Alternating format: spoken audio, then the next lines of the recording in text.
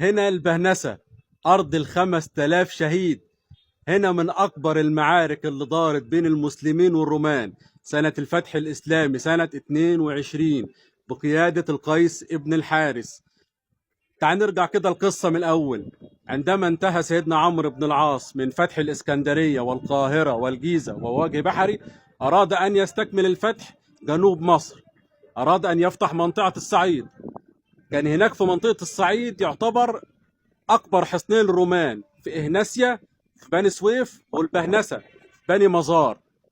فأرسل يأخذ الإذن من سيدنا عمرو ابن الخطاب، فأرسل معه جيش مقداره 10,000 جندي بقيادة القيس بن الحارس. وعندما جاء القيس بن الحارس معه ال10,000 جندي وهم من الصحابة والتابعين الأجلاء، قامت أكبر المعارك هنا في البهنسة اللي استشهد عليها واشتدت المعركة. استشهد على أرض البهنسة هنا 5,000 من الصحابي، على رأسهم سيدنا سليمان ابن خالد بن الوليد، وسيدنا عبد الرحمن ابن سيدنا أبو بكر الصديق، وسيدنا جعفر ابن سيدنا عقيل ابن سيدنا علي بن أبي طالب، وسيدنا علي ابن سيدنا عقيل ابن سيدنا علي بن أبي طالب.